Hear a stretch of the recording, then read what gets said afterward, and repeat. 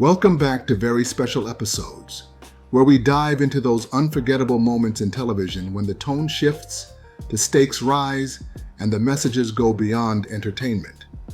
In part 22, we're taking on a powerful mix of children's TV, primetime drama, sitcoms, and even action-packed procedurals, each one tackling tough, sometimes controversial subjects head-on. From Ghostwriter confronting peer pressure and drugs, to Mr. Rogers addressing the tragic assassination of Robert F. Kennedy, in a way only Fred Rogers could, to the Fresh Prince of BEL-AIR showing the devastating effects of substance abuse. These episodes didn't just entertain, they taught, they warned, and they stuck with us long after the credits rolled. And as always, we'll explore the context, the impact, and the legacy of each one. Let's run it back. In here, and he can't talk. He can lead anything. Ghostwriter, What's Up with Alex? Parts 1 to 4. Alex begins acting unusually distant and irritable, especially toward his sister Gabby and the Ghostwriter team. His sudden involvement with the new three-man basketball team, the Dragons, coincides with his mood shift, and when a string of school locker break-ins occurs, rumors begin swirling about drugs. The team senses Alex is hiding something far more serious than simple teen angst, but he refuses to open up, leaving his friends both concerned and suspicious. Ghostwriter sends cryptic clues, urging them to dig deeper into what's troubling him. Their investigation intensifies in the second and third parts as Alex's behavior grows more defensive and erratic. The possibility of drug involvement hovers over the mystery, and his performance in both basketball and the team's sleuthing noticeably suffers. Tensions run high as the friends work through a mix of loyalty, frustration, and fear, guided only by Ghostwriter's puzzling wordplay. A breakthrough comes when one of the team pieces together that Alex's secrecy isn't about his own drug use, but about protecting someone else, deepening the emotional stakes. In the final part, the truth comes out. One of Alex's teammates had offered him marijuana, and Alex's silence stemmed from wanting to shield that friend from serious consequences, not from condoning the act. He admits he feared disappointing his father, alienating his friends, and dragging his teammate into trouble. The team responds with understanding rather than judgment, stressing the importance of honesty and seeking help when facing pressure. The episode closes with a clear message about standing by your values, even when loyalty to a friend makes it difficult to speak up. Since we're together, we might as well say, would you be mine? Could you be mine? Won't you be my neighbor? Mr. Rogers' Neighborhood, Robert F. Kennedy assassination. When Robert F. Kennedy was assassinated in June 1968, it shocked America, and many children were left confused and frightened by the news. Mr. Rogers' Neighborhood responded quickly, airing an episode that addressed the tragedy directly, an almost unheard-of move in children's television at the time. In this segment, Fred Rogers sits and speaks gently about what assassination means, helping children process the frightening idea that important people can be hurt or killed. He encourages open discussion with trusted adults, stressing that while the world can be scary, there are still helpers and people working for good. Rogers' ability to speak to children without talking down to them is what made this episode so special. He neither sensationalized nor ignored the event, instead creating a safe space for kids to confront their fears. It was an early and powerful example of children's TV being used as a tool for emotional resilience during times of national grief. The segment became a model for how to address tragic current events in an age-appropriate manner.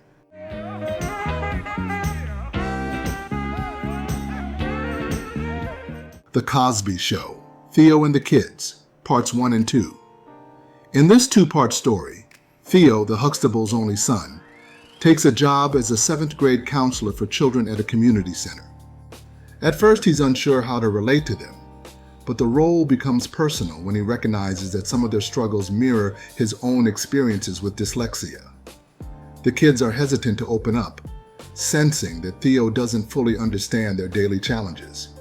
Over time, he bonds with them by sharing his own story, offering encouragement and finding ways to make learning fun. These episodes stand out for blending heartfelt drama with light comedic moments. The kids' personalities shine through, making them more than just lesson of the week characters. THEO's arc reminds viewers that empathy often comes from shared experiences, and it reinforces the value of role models who have been there. It also gave The Cosby Show an opportunity to revisit THEO's own struggles from earlier seasons, creating a sense of continuity in his character growth.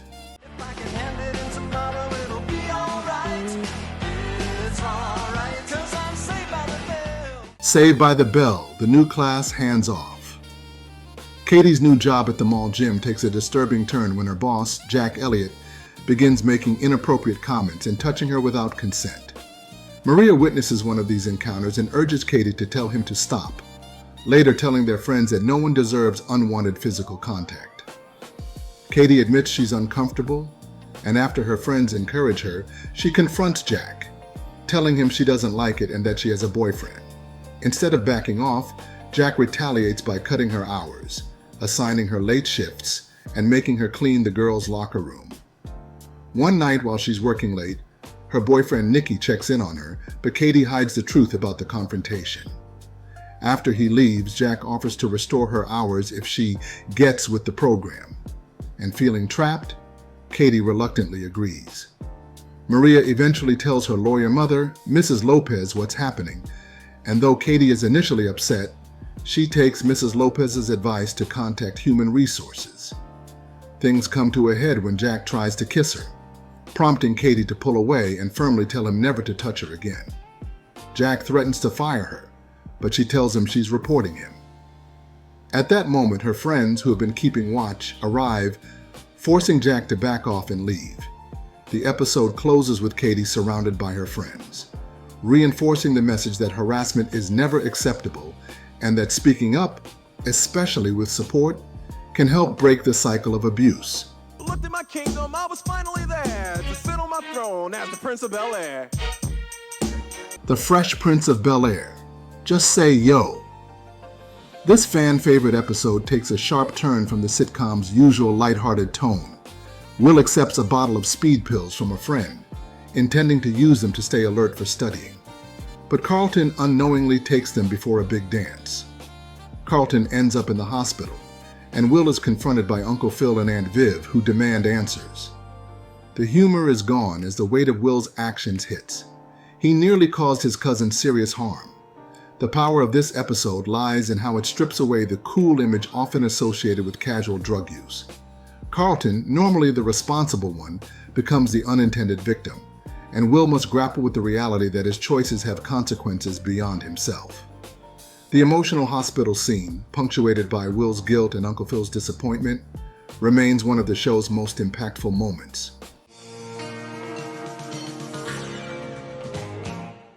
Walker Texas Ranger, Lucas, Parts 1 and 2.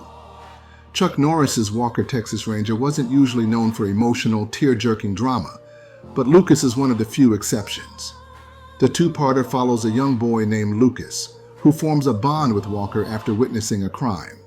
As the episodes progress, it's revealed that Lucas is HIV positive, and the story confronts the stigma surrounding AIDS in the 90s head-on.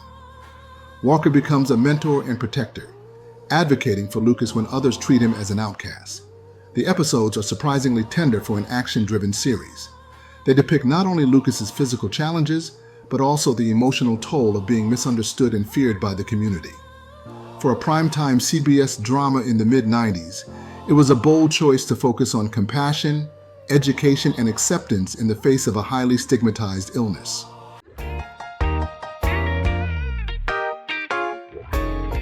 Tyler Perry's Meet the Browns, Meet the Disorderly. Brianna and her friend Simone hear about a frat party but are told by Will they can't go. Ignoring him, they sneak out anyway. Derek catches Brianna there and warns her about the dangers of drinking from a stranger's beer. After she admits Simone is still at the party, he leaves to get her, only for Simone to arrive and reveal that a guy named Sean tried to assault her, hitting her when she refused. Simone wants to tell her mom, but Brianna convinces her to keep quiet to avoid trouble. When Simone ends up in the hospital, Will confronts Brianna, saying her actions led to the assault and calling her selfish for hiding it. Sasha adds that Brianna shows no remorse. Hardened from her foster care past, Brianna brushes it off until Will threatens to send her back. making her break down and apologize. He lets her stay if she changes her behavior. The episode's message is clear. Silence about abuse protects the abuser, not the victim.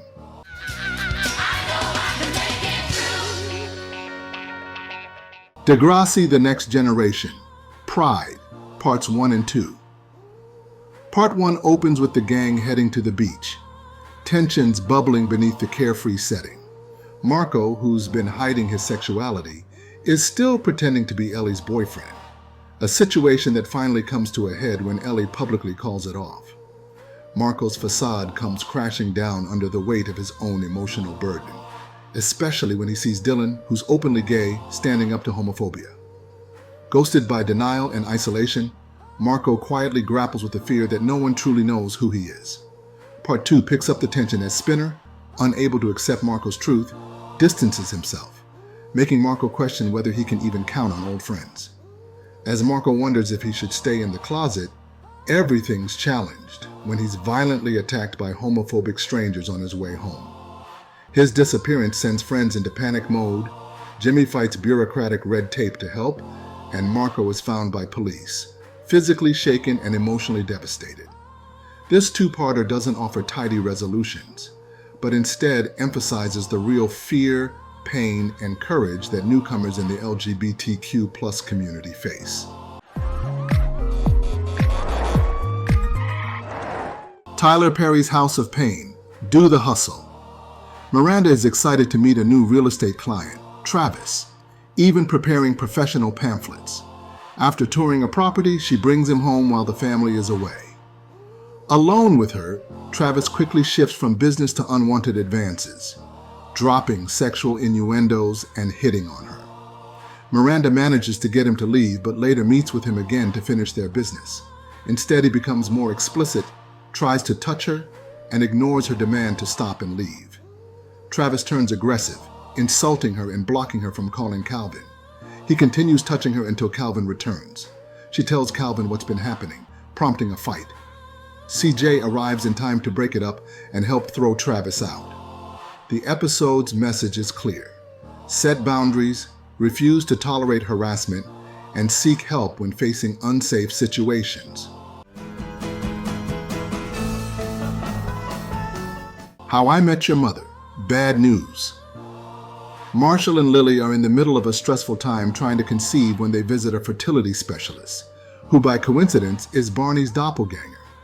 The appointment goes smoothly enough, and the couple is reassured there's nothing wrong medically.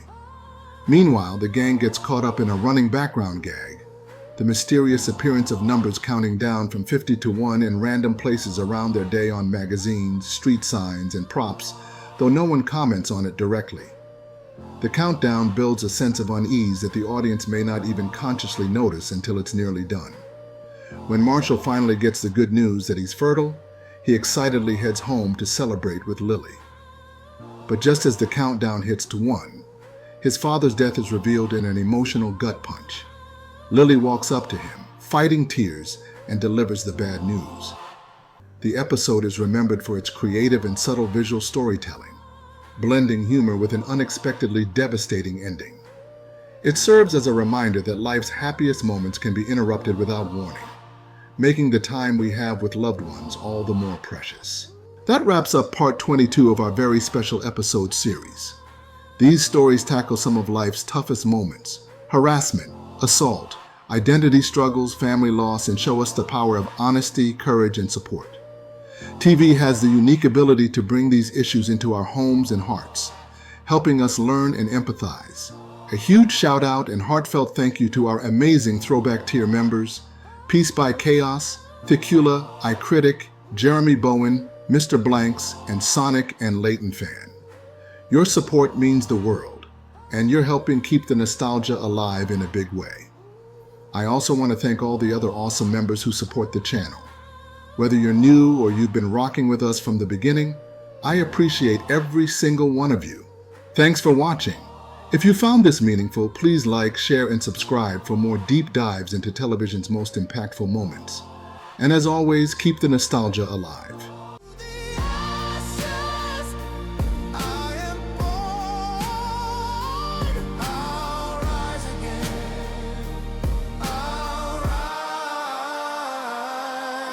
is a day.